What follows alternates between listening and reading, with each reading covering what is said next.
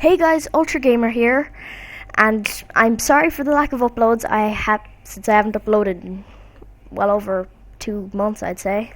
But as you can see, if you're on the channel, I'm going to be getting back into YouTube because I've done up everything. I have playlists, and I have a description of the video, and I've everything set up, a new channel art and all.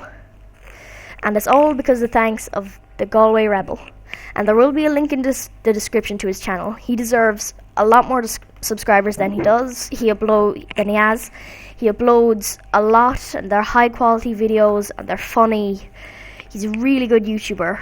So please, if you're watching this video, go subscribe to him. And now, guys, we're going to be doing the top 5 worst exotics in Destiny. And now I know what you're thinking. This is not a PC game, but if you've read the description of my channel, you will be seeing that I will be going into first-person shooter games and PS4 games. So, let's get into the video. Coming in at number 5 is the Monte Carlo. Now, I know what you're thinking. The Monte Carlo is actually a decent gun, but I find it lets me down as an exotic auto rifle. It's more of a trophy gun. It looks great, but doesn't perform well. I would near always choose the Sarostra Dream or Hardlight as my auto rifle over the Monte Carlo. Its impact is very low, which straight away lets me down, but its rate of fire and stability combined with the range sort of make up for it.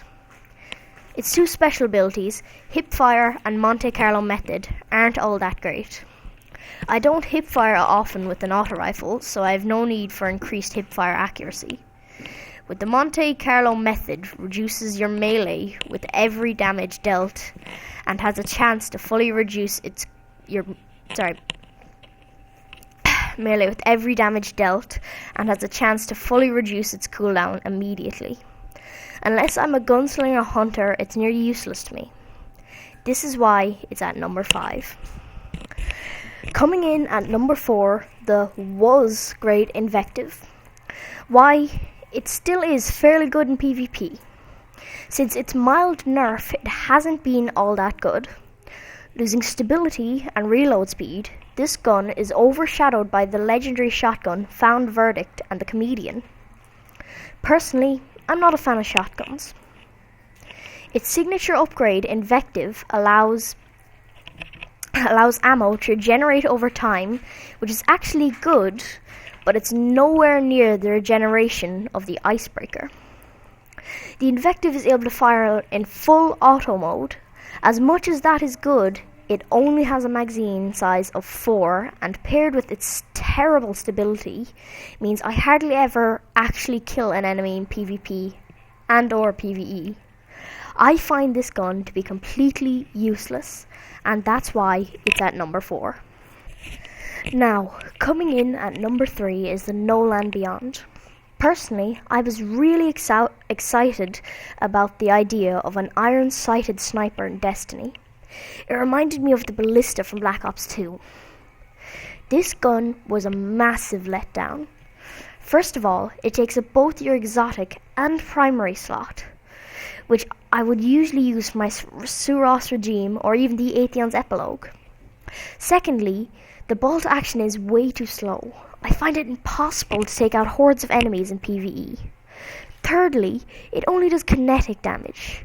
There's no burn like Void or Arc on, so it's going to be hard to kill enemies with shields such as Minotaurs or Captains. And lastly, it's not the kind of gun that should be in a futuristic game like Destiny. And that's why this piece of crap comes in at number 3. Coming in at number 2 is the Super Good Advice. It is obtained by completing the exotic bounty of Voice in the Wilderness. This was actually my first exotic weapon. I thought it was going to be amazing by the looks of it. But when I used it, I was very, very, very wrong. The worst part of it is its extremely low stability and range, as well as its low reload speed. Its high rate of fire, mixed with its very low stability, makes it near impossible to hit the target when shooting at it. It's hard enough to hit a stable target, but a mobile target? Well, let's say it'll take nearly the whole 58 bullets to kill. Yes, it has 58 bullets in its magazine, but you can understand why its rate of fire is so high. Its weapon scope isn't great either. It's not very accurate. I would much rather use my heavy weapon slot for the Thunderlord or Truth. I would never use this in place of another exotic, unless it's the only one I own, and the Nightfall had a solar burn. So overall, this near nothing range, slow as hell reload speed, and absolutely no stability, big scrap of metal comes in at number 2. Yeah. Okay guys, and now at the number 1 spot. Now, if any real Destiny players watching this, you've probably guessed what number 1 is. It's of course the Universal Remote. Now, I only got this gun recently, so I thought it couldn't be as bad as what I'd heard. So I went to try it out, and oh my god, this gun. First, like the Nolan Beyond, it takes up both your exotic and primary slot. And as I said when I was reviewing the Invective, I don't like shotguns. Secondly, its range and accuracy is so bad that if you were holding this gun and fell out of a boat, you wouldn't be able to hit the water. Thirdly, it doesn't even do any sort of burn. It just does kinetic damage. So, it's useless for the Nightfall and any enemy with the shield like wizards or minotaurs. Fourthly, its scope looks so horrible that I would prefer to pour lemon juice in my eye than aim in with this. And finally, its description reads, to the untrained eye, this beast is a junker, but to the trained eye, this junker is a beast. Okay, so I guess there is no one with a trained eye in the entire world.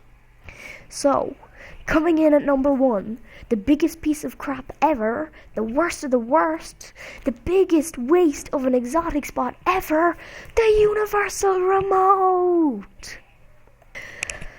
Thank you guys for watching the video, and if you enjoyed, please like, comment and subscribe. And please check out Blue Magma 123's channel. There will be a link in the description to his channel. So goodbye and peace out to all you Ultra Gamers.